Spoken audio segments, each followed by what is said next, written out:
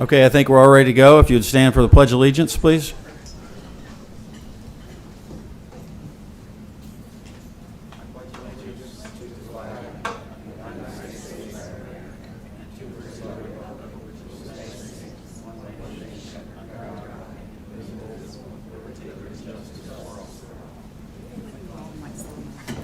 Yeah.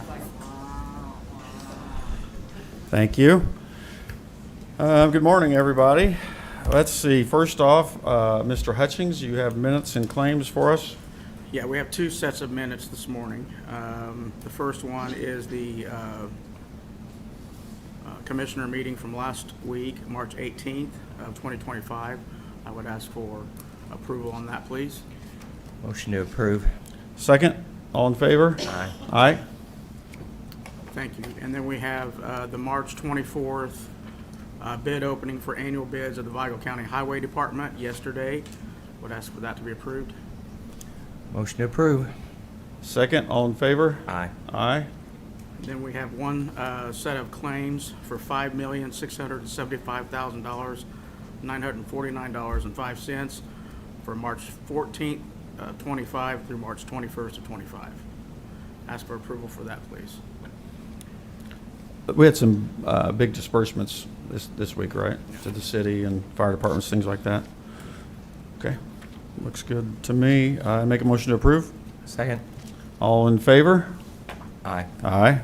Thank you. Okay, next up is the Hunt Road closure. Okay, Mr. President, this is has become an annual event for Glow Run, Lost Creek Glow Run, put on by one of the faculty out there, Kyle Kirshner. Wants to close Hunt Road between Wabash Avenue and Indiana 42 on April 25th from 8 p.m. to 9:30. Officers will control the traffic for safety, and again, it's been an annual event, so I'd like to make a motion to approve that road closure. I would second that. All in favor? Aye. Aye. Thank you. Can I make another comment too? Yes, please. May 3rd, this doesn't involve any closure at this time, but the Riley Lions Club is planning on holding a run, walk for diabetes on the Riley Trail, starting near Louisville Road and the trail. Again, this won't cause any closure at this time. They will have traffic control on the roadways. They have some volunteers from the law enforcement, and sorry I don't have a specific time. I don't know whether that's what time in the morning that is, but that's on May 3rd.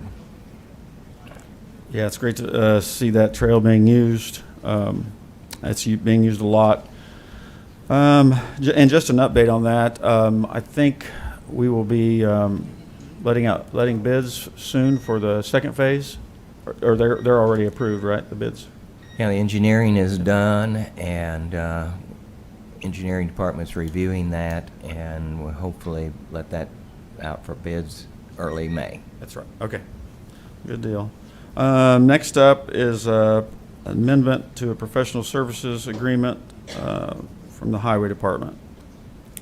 Okay, we have a, this has to do with the next level trails, and so it had, the trail around Ray Park, there was some surveying done.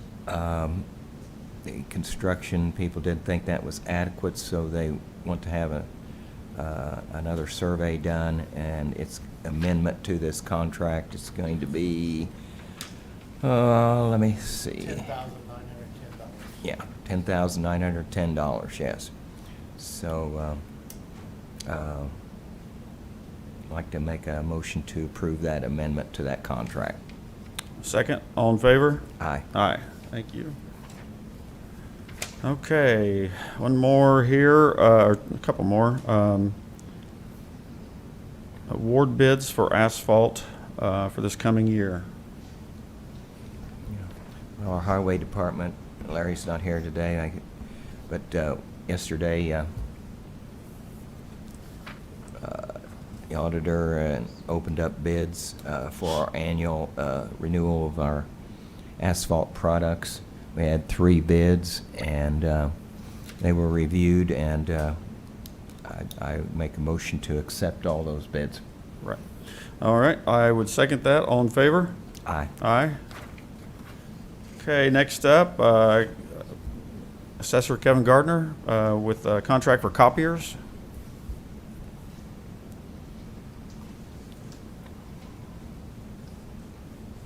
Commissioners, Kevin Gardner, County Assessor. I apologize, I didn't make multiple copies of this, so I'm just bringing you the contract. Okay.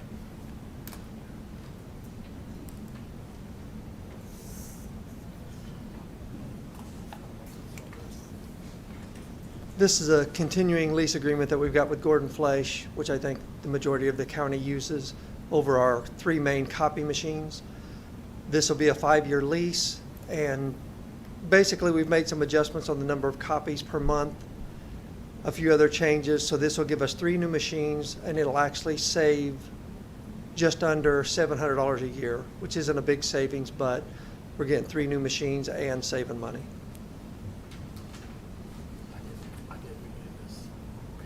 You did? Okay. Okay. All right, so I would make a motion to approve this leasing agreement with Gordon Flesch for the department this time. Second, all in favor? Aye. Aye. Thank you, Thank sir. you. Okay, that brings us, we have a lot of friends here today from the Terre Haute Chamber of Commerce. It's great to see you all. And I believe you have an update for us right now and some things going on. We do. Thank you for inviting us. We're here today to talk about several of the things that are under the Chamber umbrella, but not all of the things. I think we're coming back in maybe a couple weeks to talk about a few more things. So we're going to kind of hit the highlights of some of the things we do. Chambers all across the state of Indiana are wildly different. Ours arguably does way more in terms of community involvement than a lot of others do. That's why we're so big. We have so many people here. So we just wanted to take this opportunity to share a little bit of that information with you, and happy to answer any questions that you might have. So first of all, I want to introduce the team that we have here with us today. We have Jessica Cox, who is our Chief Operating Officer, Josh Alsop, who's our VP of Regional Engagement, Jess Crawford, our VP of Strategic Marketing. Megan Stone is our Director of Development. Morgan Leek, I have to read the titles, I kind of forget everybody's titles. Membership Engagement Coordinator. Jonathan Eilbrock, our Director of Strategic Programming. And Lindsay English, who is Director of the Station in downtown Terre Haute. And I didn't introduce myself. I'm Kristen Craig, President and CEO. So the first thing I wanted to talk to you about, and arguably the thing that I bother the two of you about the most, is advocacy. The Chamber has been involved in advocacy efforts for, probably 5 to 7 years now in a really consistent way. And I think it's paid off a lot for our community. We've been at the forefront of many projects that have passed, including the food and beverage tax. We were one of the leaders of that initiative, taking groups of people over to the State House, talking to our senators, talking to our representatives, organizing letter writing campaigns, doing all the things that needed to happen in order to make sure that that eventually did get passed through the legislature.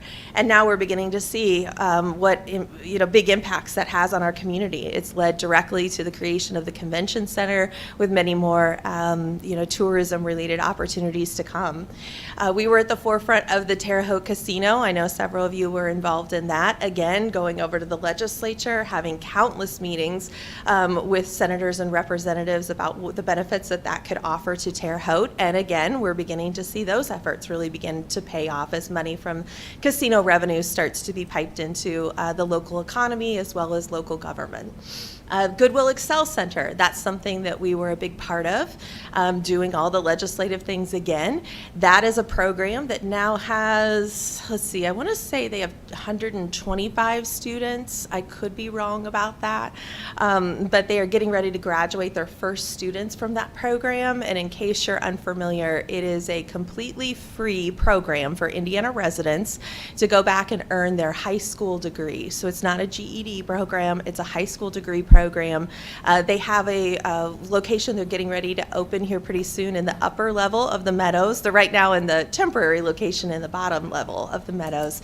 But that's an amazing program.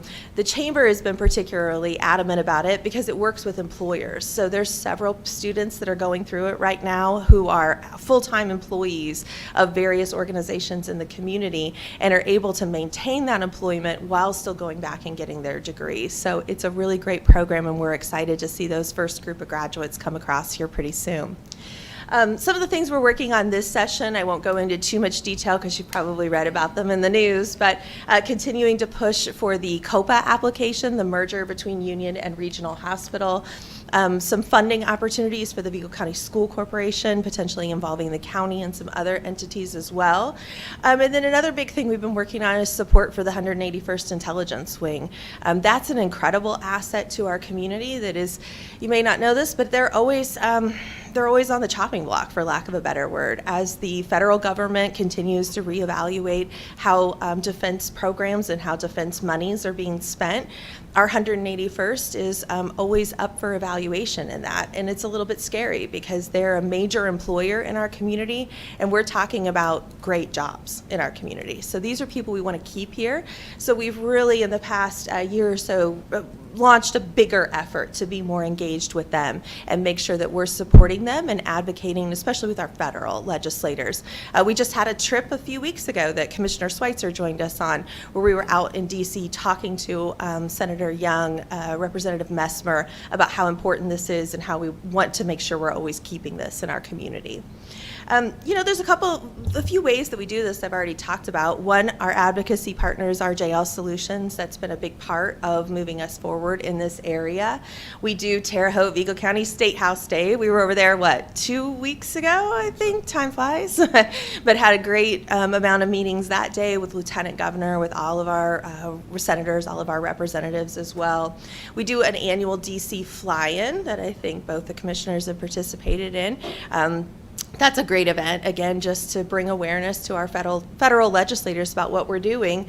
And then every month we host advocacy forums. We'll bring in the head of OKRA, we'll bring in speakers from INDOT, we'll bring in all sorts of different agencies that we intersect with over the course of the year and that the county benefits from having conversations with as well. So we host those at the Chamber, and they're open to our members. So again, advocacy has become a huge part of what we do, and I think it's become one of our most important parts. So we wanted to start with that today. But there's a couple other things we wanted to talk about. So the community plan has also been a big piece of that. And I think I'm turning it over to Josh right now. And we've told him not to talk too long, so. Good morning. They said I only have about 45 minutes, so I'll work to go pretty quickly here. No, I think a lot of this touches on what Kristen just spoke about with advocacy. I know that typically I've bugged you about the community plan in the past, but what is a community plan? It's really a collective vision for a better and brighter community. It allows us to have the same vision that we're working toward the same goals together, which I think has led to a lot of the success that Kristen has talked about. I wanted to touch on the two main goals that the community plan set forth back in 2019. So number one was halting population decline, because back then our population was projected to decline over time into 2025, but also even further into 2040 and 2050. So our goal was to move that to a negligible number by 2025, which we're here today in. And then the second big goal was to reverse the trend of declining per capita personal income. Basically, the state's per capita income and wages were growing faster than what ours were. And so we wanted to reverse that trend overall. And I have a couple of graphs. These are the first time that I've shown these in any presentation. So I do have a new nugget of information for you on these two goals. So goal number one, as I mentioned, was halting population decline. You can see from 2010 to 2020, we had declined in population, but there were some numbers that just came out about 2 weeks ago from the U.S. Census Bureau on some estimates. And you can see, I'm very excited about this, from 2020 to 2024 in Vigo County, we actually increased by 4 people. I know. If any of you are those 4 people, feel free to raise your hands. Which sounds very small, right? But if we go back to what our goal was, it was halting population decline by 2025. So these numbers show that we did exactly that.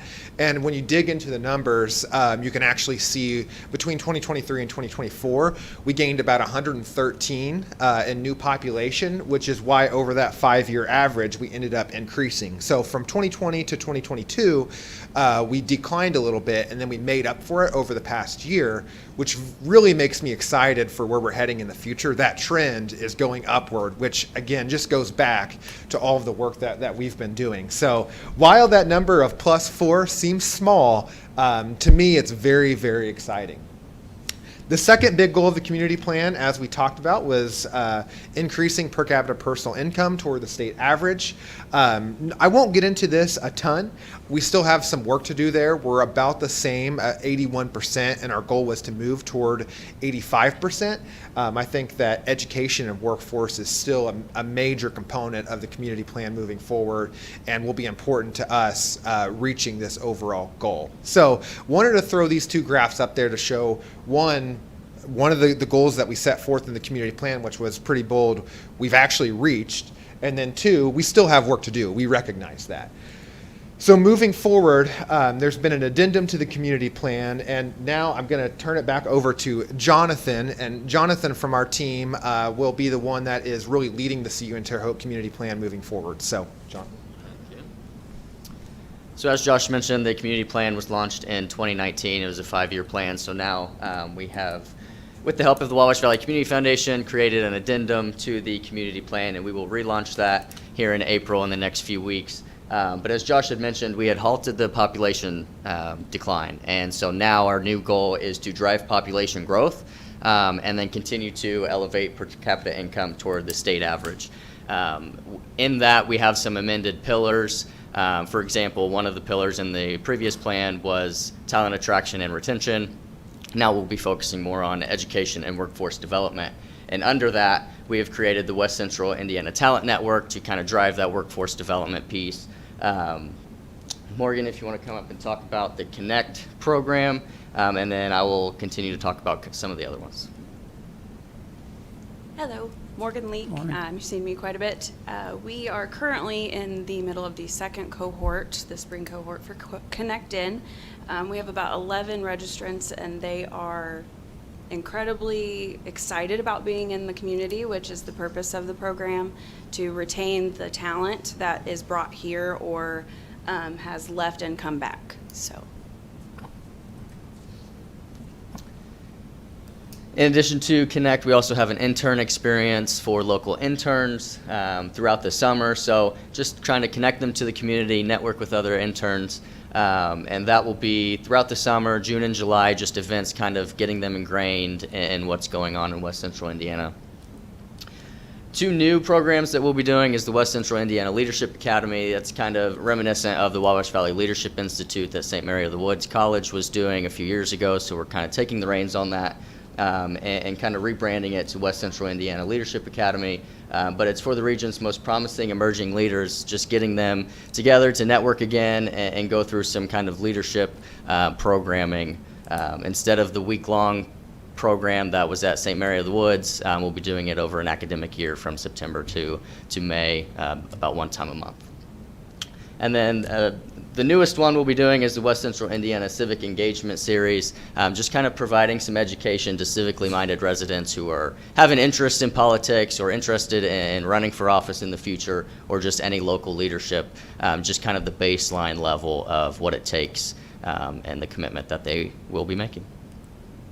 And now I'll be turning it over to Megan Stone and Morgan.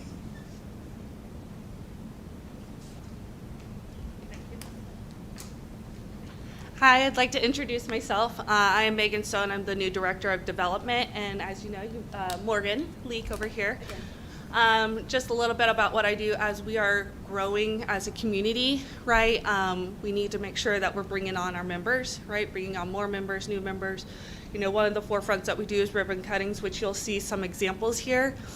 Now, I also want to focus on how can we get people before they even break ground, right? So that's just something to think about. If you're talking with individuals that are looking to break ground somewhere, we want to get connected with them now so that way that they're getting set from the jump, right? So again, my ultimate goal is to be that go-to person for them when they're initially starting their business. Another thing that we're working with is that I've been challenging board members to establish more connections, right, in the community. So that way, again, more connections we make, the more opportunities they have to grow their business. And now I'm going to pass it over to Morgan, which will go into more on the networking and promotions. Excuse me. Me again. Just going to talk a little bit about the engagement piece. It's so important to make sure we're staying in communication with our businesses and members after they become a part of the chamber. So we're really pushing to offer more opportunities and really make those connections with them to make sure we're meeting them where they are. So just a few examples, we do coffee and conversations in our office. We do a member of the month. I know that we've posted the last 3 months just trying to get more engagement there and notice to some of our members that really are involved in our community.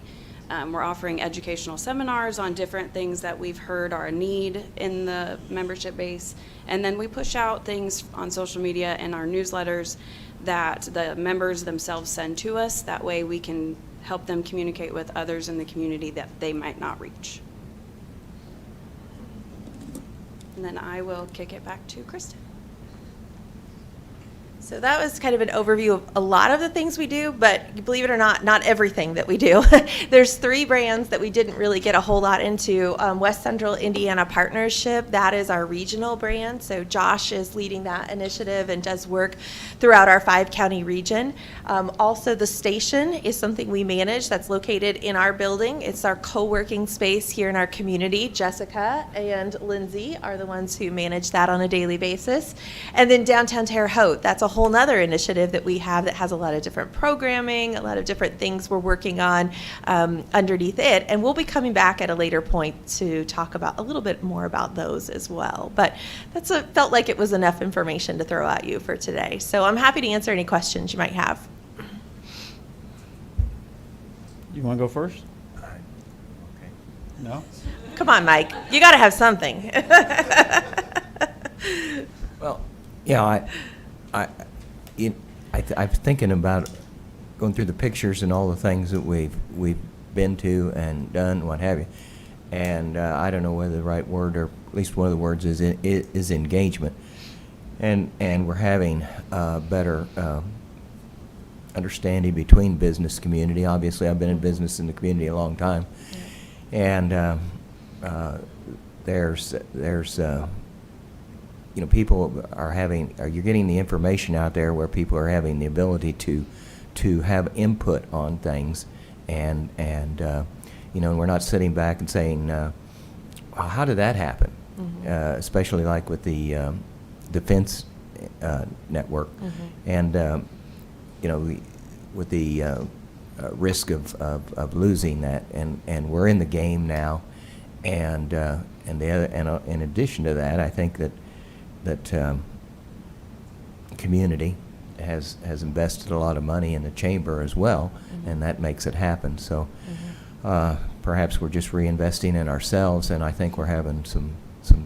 I'm very optimistic. We're seeing some positive results. Yeah, thank you. I mean, what we do would not be possible without having you all, having the city, having so many different entities around the community engaged and invested in us. It just wouldn't be possible. We have to have partnership in order to be able to make things happen in our community, exactly what you said, Mike. And I think we're at a place in our community where we are investing in ourselves. And as Josh said, hey, it's for people, but hey, we're in the right direction. We're starting to change that trajectory, which we know we need to do. We identified some things with the survey, and we're working on them. Yep, exactly. Yeah, I just jotted a few things down, and you talk about partnership. I never realized when I got into this job how vital the chamber is, and the things that you're doing You know, just the advocacy, you know, taking trips over to Indianapolis and State House, and they know Terre Haute now. They do. They're listening, and it's a big part of it. I want to thank you guys for your leadership, bringing us all together. It's not always easy to get mayors and state reps and commissioners not only in the same room, but talking and getting things done. So I really appreciate that leadership. Some great things happening, and a lot of positive news here. It's only an increase of 4, but you know, that's not a decrease. Right. And I appreciate your staff and how young they are, and that's something I've seen lately is more younger families are coming back to Terre Haute. I mean, I've seen people, you know, went off to college, they've lived somewhere else, and they're starting to come back, and they're seeing some of the great things.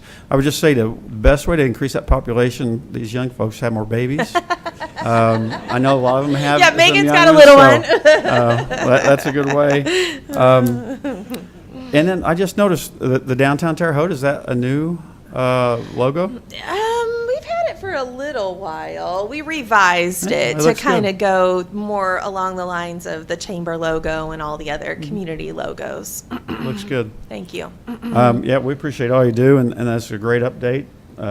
Terry, do you have anything? How many employees do you have total? We have 8 total. Wait, is that right? Yeah, 8. Sorry, I had to count. Well, that's good. And I think we have a date for our commissioners update. We do, yes. June 25th. June 25th. Mark that down. We didn't even get into all of that, but we've been doing that for a couple years now. We did the city update earlier this year with Mayor Sackman. We'll do the commissioners update a little bit later with you all. We did an education update last year that included all of the higher ed institutions as well as Dr. Hemsel and K through 12. So we're looking at doing something like that again. A tourism update. We didn't man that. Karen Dyer with the Convention and Visitors Bureau did it, but we're helping bring all of those updates, all of that flow of information together. Good. I think another thing that I appreciate what you guys are doing is trying to change the perception of our community. Yes. And realize that we have a lot of good things going on, and we need to talk about it and brag about it. And I think it's working. It's slow. Try not to read Facebook too much because sometimes those comments aren't. Don't. You know, yeah. But appreciate all you do. Thank you for the update. Well, thank you again for the opportunity. Like I said, I just can't meet it anymore. We couldn't do this without your all's support. Thanks. So whenever I make a comment to my fellow chamber leaders across the state, I'm like, oh, well, I'll just text our mayor or I'll just text our commissioner about that. They're like, what? You can just text those people? And I'm like, yeah, and they respond. So we appreciate you all very much. Thank you for the opportunity. Thank you.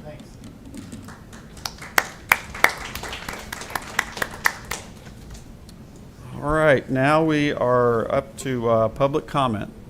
Anybody from the public have anything they'd like to speak about? Feel free to come on up. Hi, Alia Morning. Shock from Ivy Tech. Just want to take a moment to thank you for your support for our building project here in Terre Haute. I'm really appreciative that we have support of, like Kristen said, all of our elected officials, both here and in the region. And this building project is so important to the economic vitality, and I just really appreciate you guys taking time and advocating on behalf of us and overall the West Central Indiana region. Thank you so much. It was one of many things we advocated for, but that's pretty big deal at the State House right now. It is. Thank you. I know Thanks. there's a lot of competing priorities, so I really Yes. appreciate it. Thank you. Thank you. Anyone else? Comments from commissioners or other elected officials? Said what? I already said what I needed to say on Riley's Club. Me too. Anybody else? Well, thank you. We will stand in recess.